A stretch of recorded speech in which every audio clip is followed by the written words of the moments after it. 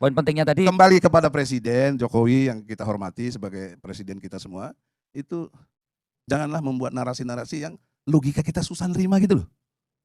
Kok kita disuruh nggak beridentitas, bagaimana coba?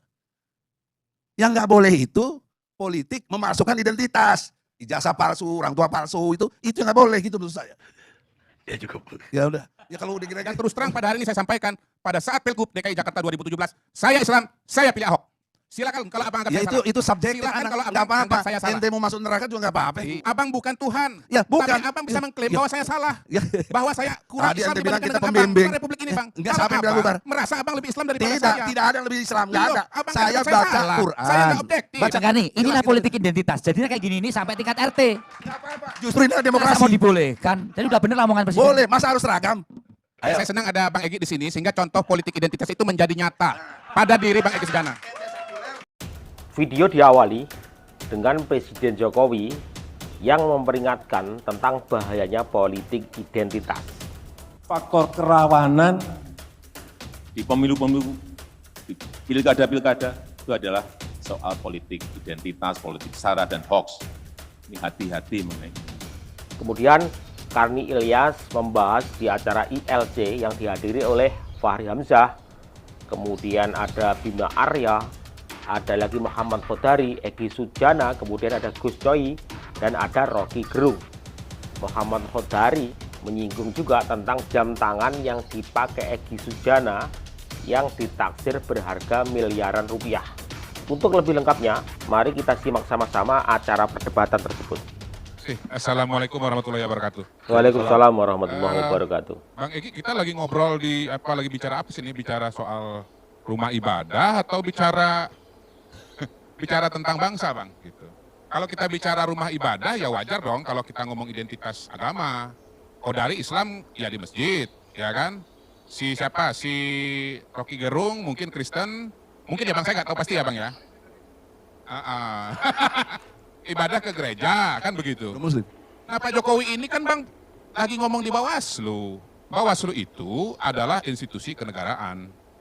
Nah saya nyambung dengan Bang Fahri dan Bang Arya lah. Nah ini brother, Anda kan nanya saya. Belum selesai, belum. Baru di depan, sebentar Bang, sebentar. Harus dijawab. Ya, gimana mau jawab? Selesai juga belum? Ya, ojo ke susu Bang. Iya. Jadi kalau kita bicara Pilpres, maka kita bicara tentang, saya berusaha berbicara dengan gayanya Bang Rocky karena saya senang dengan gaya Bang Rocky. Nggak tahu seberapa mirip ini. Bicara tentang negara bangsa. Mirip belum? Tentang Indonesia gitu. Bukan tentang Islam atau Kristen begitu. Nah, ketika kita bicara tentang Indonesia, maka yang namanya identitas agama atau suku, ya, rumah ibadah atau pakaian adat itu bukan jadi kerangka. Abang justru salah di situ. Ketika bicara negara, abang bicara mengenai identitas-identitas yang sifatnya itu pribadi, ya. Sementara ketika kita bicara mengenai negara, kita bicara mengenai bangsa.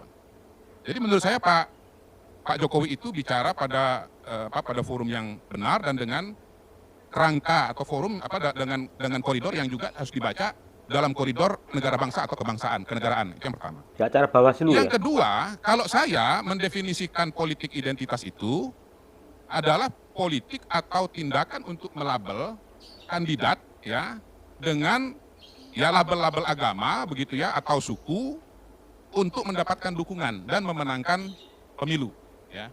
Nah, kalau Pak Jokowi punya tafsir yang lain atau teman-teman punya definisi yang lain ya nggak apa-apa, sah-sah saja. Kayak kita bikin skripsi aja kan kita bisa kutip istilahnya satu tapi definisinya ada 2 atau 3 atau 4 begitu.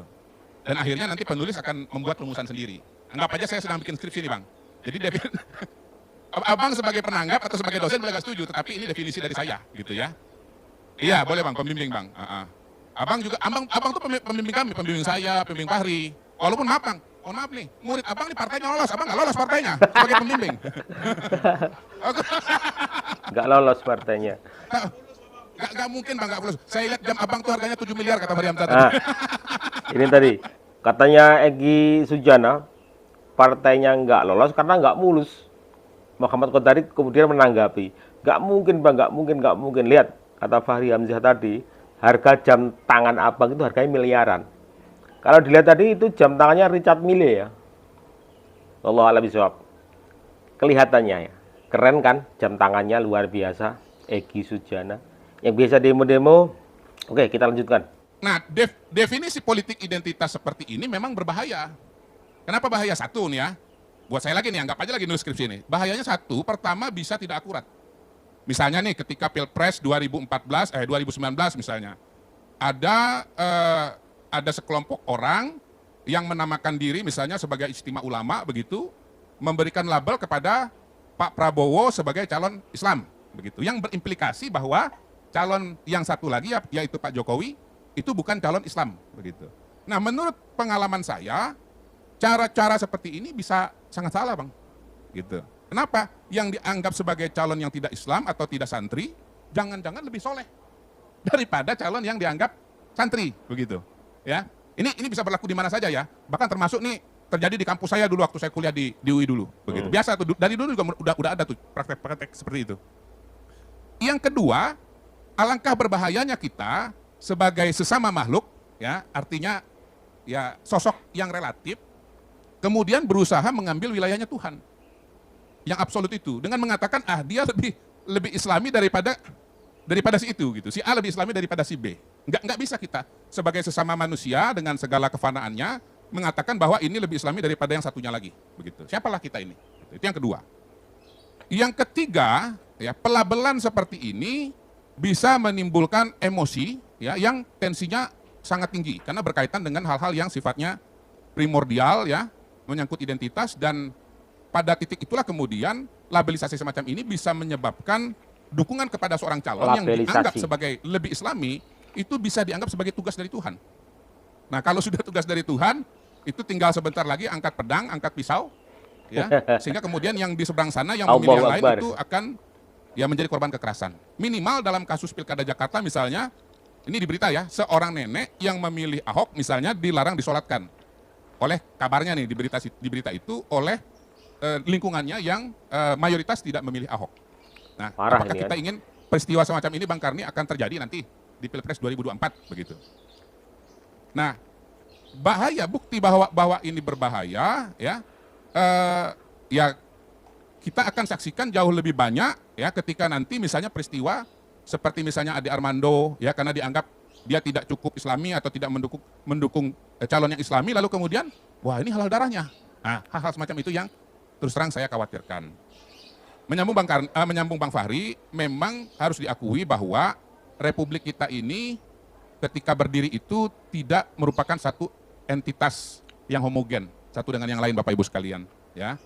Ada pemikiran-pemikiran yang berbeda. Di masyarakat ada pemikiran yang berbeda, di BPUPKI ada pemikiran yang berbeda. Nah, indahnya adalah apa? Kita sampai kepada satu rumusan yang membuat tadi akhirnya negara bangsa Indonesia itu menjadi seperti sekarang ini. Kalau kita misalnya mengambil jalan yang terjadi di India, maka Indonesia pada hari ini nggak jadi seperti ini. India kemudian karena masyarakatnya ada Hindu, ada Islam, ya bahkan pecah menjadi 3-4 negara India. Yang Islam mendirikan Pakistan. Bahkan dari awal Pakistan Barat dengan Pakistan Timur sudah beda, ya udah sendiri-sendiri. Pakistan Barat jadi Bangladesh, ya. Yang tinggal di wilayah Pakistan lari ke wilayah India, ya. Yang Hindu di wilayah Pakistan lari ke wilayah India. Yang Muslim di wilayah India ngungsi, imigrasi besar-besaran ke wilayah Pakistan. Dan itu salah satu migrasi terbesar dalam sejarah manusia modern, bumi modern. Dan bukan cuma sekedar migrasinya yang penting. Pada saat itu terjadi banyak kekerasan yang meninggal sampai katanya itu sampai 1 juta, Bang Karni. Dan itulah kerja keras terbesar dari seorang Mahatma Gandhi. Bagaimana mendamaikan bangsanya ini yang punya agama beberapa ini supaya jangan berkelahi satu dengan yang lain. Nah, kalau kemarin atau kalau saja pada waktu itu bapak-bapak bangsa kita ini tidak punya kebesaran jiwa dan menemukan titik temu, bisa jadi yang disampaikan oleh Bang Arya Bima ini terjadi. Indonesia itu nggak nyampe tuh ke NTT, nggak nyampe Bang, ke Papua, berhenti dia di NTB. Bisa tuh terjadi. Kepala aja. Alhamdulillah ya tercapai kesepakatan sehingga akhirnya wilayah Indonesia terbentang seperti yang kita sekarang miliki. Nah, kita tentu saja punya kewajiban ya sebagai anak bangsa, sebagai yang memegang atau bertugas menjaga bangsa Indonesia pada hari ini, agar apa yang kita miliki seperti saat ini jangan terpecah, Bang. Jangan sampai apa yang sudah diwariskan dengan begitu hebat oleh para founding fathers kemudian bubar ya, hancur di tangan generasi kita.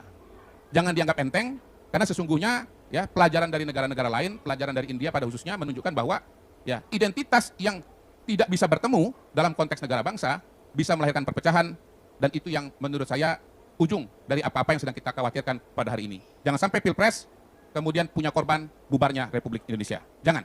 Ya. Bahayanya politik Demikian. Terima identitas kasih. seperti itu. Wassalamualaikum Tadi ada hak jawab saya sebentar Bang. Silakan dengan hormat. Bapak Pembimbing. Eki menjawab. terima kasih. Eki Sujana. Dalam perspektif Al-Quran, saya menyayangkan Anda tidak baca Al-Maidah ayat 51. Bahwa dilarang memilih pemimpin yang Yahudi, Nasrani. Ada jelas eksplisit. Kemudian Anda tidak baca lagi At-Taubah 80 sampai 85. Tidak boleh sholat di pinggir berdoa di liang lahat yang munafik. Jadi saya nanya, bagaimana Nggak, kalau saya orang belum Amerika? selesai dulu. Saya tanya dulu nih, karena ini kan perlu kejelasan ini. Makanya itu saya bilang bukan. Ya. Bagaimana kalau orang Muslim di Amerika? Ya. Apa yang harus mereka Dia harus lakukan? bersikap, dia apa? Ya bagaimana? Ya sikapnya kalau dia konsisten, yang saya bilang tadi disiplin rohaninya, dia harus istiqomah. Nah, gimana itu? Ya Gimana? kalau tanya saya gimana, saya melawan kalau saya. Laut di Amerika. Ya, kalau nggak mau milih, nggak ikut milih kan nggak apa-apa. Oke, Pemilu itu hak, bukan kewajiban. abstain ya, abstain. Oh, absen begitu. Bukan absen, saya memilih untuk tidak memilih. Bang Fakri, Tidak. jangan di Amerika. Jadi, Kalau di nggak, Bali gini, gimana? bro. Nggak, ini kan Di saya Bali mau sama jawab di gini. NTT gimana? Tadi kan Nah, saya di Bali disalah-salahin gimana? sama dia. Gimana? Nggak apa-apa, itu subjektif. Kalau berpikir objektif, Anda Islam, ya, Anda kurang menyadari situasional. Yang saya bilang tadi, etika situasionalnya adalah kita ini mayoritas. Ada yang minoritas. Ini yang konsep tahu dirinya itu nggak jalan. Kan kalian mau begini ini supaya yang mayoritas ini jadi gugur semangat keagamaannya. Jangan lagi persoalkan minoritas apa tidak. Kurang lebih begitu. Bang, saya Muslim, ya. Saya merasa saya Islam, tetapi cara berpikir saya memilih pemimpin itu karena saya lihat kompetensinya serta programnya, Bang. Bukan lihat agamanya. Begitu juga saya lihat gubernur. Saya akan lihat prestasinya, program kerjanya, kompetensinya. Dan terus terang pada hari ini saya sampaikan, pada saat Pilgub DKI Jakarta 2017, saya Islam, saya pilih Ahok. Silakan kalau abang anggap Ya saya itu salah. itu subjektif. Silakan Anda kalau nggak abang apa-apa. anggap saya salah. Ente mau masuk neraka juga nggak apa-apa. Iya. Nggak ada urusan. Makanya Ya, tadi jadi Bang, oleh saya karena bilang, itu saya manusia, bicara Abang Al-Maidah ayat manusia. 51. Abang bukan Tuhan. Ya, bukan. Tapi abang bisa mengklaim Ya. bahwa saya salah. Ya. Bahwa saya kurang Tadi Islam ente bilang dibandingkan kita dengan pembimbing. abang. Nah, itu yang bahaya, Bang. Bubar republik ini, Bang. Bubar republik ini, Bang. Enggak, Kalau siapa yang bilang abang bubar? merasa abang lebih Islam daripada Tidak, saya. tidak ada yang lebih Islam. Nggak Loh, ada. abang Saya katakan saya baca salah. Quran. Saya nggak objektif. Baca Quran. Cukup. Iya, Bang. Kita Al-Maidah sama-sama 51. Islam. Kedori. Tapi saya bisa punya Cukup. Ya, pilihan. Anda boleh pilih yang lain, Iya, boleh Bang. terserah Iya, Anda. Bang. Saya jawab aja, Bang. Ya Saya sudah. jawab aja. Makasih, Bang. Saya pilih yang Al-Quran. Iya, iya, Al-Maidah 51 udah gitu. Bang Gani, inilah politik identitas. Jadinya kayak gini ini sampai tingkat RT. Sampai tingkat Justru RT. itu demokrasi. Masa mau dibolehkan? Jadi udah bener lah omongan presiden. Boleh, masa harus seragam? Saya senang ada Bang Egy di sini sehingga contoh politik identitas itu menjadi nyata pada diri Bang Egy Sujana. Kita beriman insya Allah. Bang, mohon maaf Bang, saya di kanan, Abang di kiri. Mohon maaf. Muhammad Kodo. Golongan kanan. Itulah perdebatan antara mereka di ILC. Presiden Jokowi selalu memperingatkan bahayanya politik identitas. Ya, hal itu pun diulanginya ketika di HIPMI, ketika sudah di Bawaslu memperingatkan tentang bahaya politik identitas. Kemudian di HIPMI juga kembali mengulanginya.